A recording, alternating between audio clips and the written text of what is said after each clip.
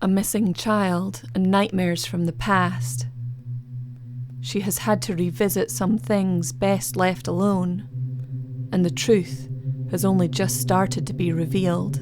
Hi, my name is Shar, and this is the And Other Stories podcast, where I tell stories of the supernatural and criminal, both real and fictional. We post on Tuesdays and Fridays, and if that's something you're interested in, please hit the subscribe button and the like button. The Cellar. It lay open before her, a huge, dark, open mouth fading into a pitch-black hole, both drawing her in and repelling her with equal power. She slammed the door to the cellar shut with a slap, the resulting breeze blowing her hair off her shoulders. With a pang, she remembered how Grandma always told her to push her hair back. "To see your pretty face," she had said. She stood in the hallway looking down towards the kitchen.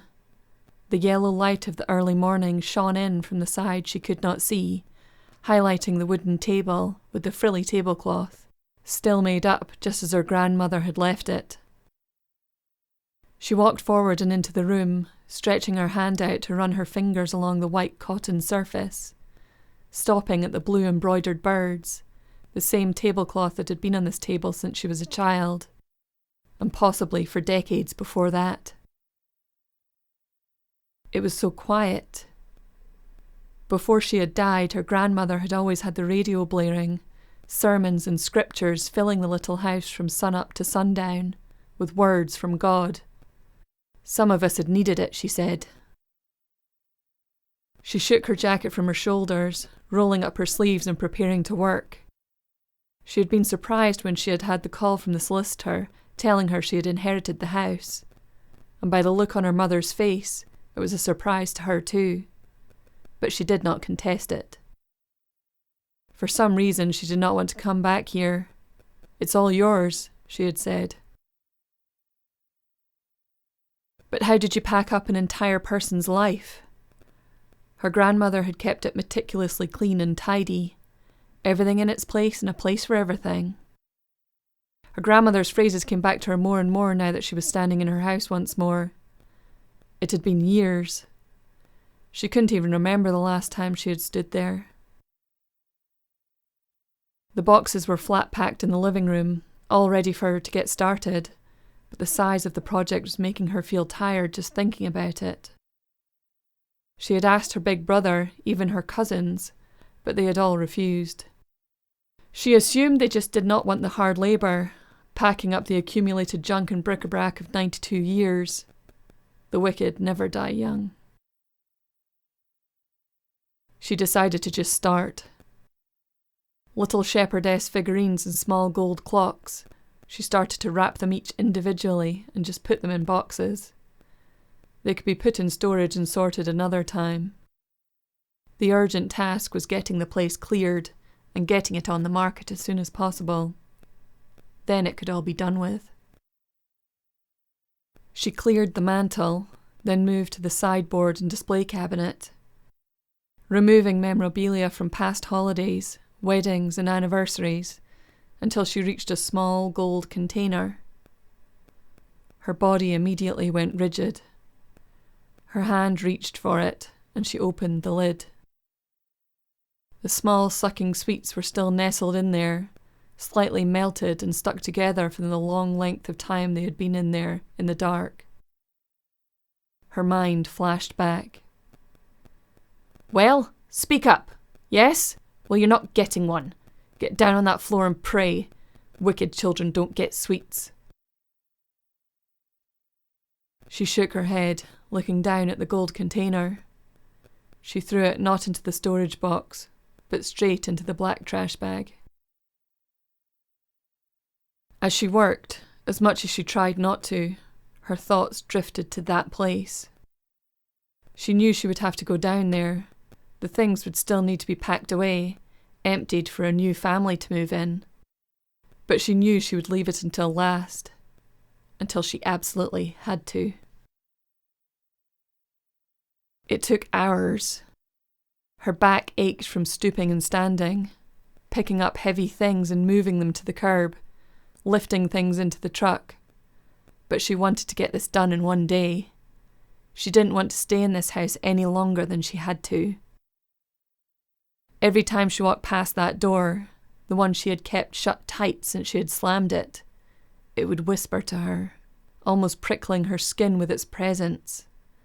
But she ignored it as she worked, through lunch, through dinner, and as the house started to turn dark, she conceded. She would have to stay the night. Her grandmother's room had not been touched yet. The ruffle sheet and crochet blanket still lay made up on the bed. The faint, musty smell of old furniture and a sleeping elderly woman still hung in the air, mingled with her lavender perfume. A smell that made her hang her head and recoil slightly. Eyes to the ground, don't make a sound. She couldn't bring herself to sleep there. The spare room still had toys in it. Her older cousins had stopped coming here before she had. There hadn't been a child here, to her knowledge, in over a decade. The old teddy bears were still sat on the bed, faded and slightly torn, the stuffing poking out of some of the seams. She looked, but she could not find that one teddy bear, that one that she had loved. But of course, she wouldn't be able to find it. He had been damaged beyond repair. It was a lesson. She reached up to her shoulder, as if a shadow and a memory could make her feel the pain and bruises. She knew she would. When she finally fell asleep, she dreamed of him. She could see his face, but he was happy. He was playing in the garden, a picnic around them, laughing at their tea party. The sun slowly started to darken. The clouds swiftly rolled over their heads, and he looked up to the sky, a worried look on his face. As the raindrops started, they ran indoors. The hallway of their grandmother's house was dark and quiet. They could not see her. They tried to sneak upstairs, to quietly go to the bedroom, but then they heard her. She grabbed him, tearing his arm this way and that, screaming about the devil, evil child. They tried to run. She tried to reach her cousin, to pull him to safety, but she was frozen in her dream. She watched as their grandmother pulled open the cellar door, and she screamed for him, because she knew what happened down there. Her grandmother shouted at him, "I will teach you a lesson!" before throwing him down the stairs, and she woke with a scream. He had run away. That's what they had said. They had asked her if she knew anything, if she had seen anything, and she had looked to her grandmother. She shook her head no. She did not know anything. She had pushed it far down, her brain blocking out any memory of the last look on his face. She had been so little. She didn't understand. She thought their grandmother had sent him somewhere. Nothing was ever said about it again. She lay there in the dark, her heart racing, as her returning memories flooded her thoughts. The dream had dredged up things she had not considered since she had left this house and never come back. Her feet swung out of bed and onto the floor as she felt the desperation to go down there, to go to the cellar and see for herself. It had changed dramatically. Her last memory of that place was a dank brick boiler room. Her hand groped for the light switch, and she descended the now carpeted stairs into a fully furnished and decorated room. Plaster walls had been put up, and trinkets and clocks adorned the shelves and walls. She stood in disbelief for one moment before her eyes sought it out, the one place she would never forget. It was a small opening in the wall that was possibly once a coal bunker, as it was filled with soot and mouse feces. but was barely big enough for one day's supply, or for a 5-year-old child to fit in. The solid wooden door had a thick metal padlock on it, and one tiny hole to see out of, or to scream from. But now there was nothing. Smooth wall now covered the area it had been, not a seam or imperfection in sight. She advanced slowly, her fingertips touching the surface, until she crouched down and pressed her ear to the wall.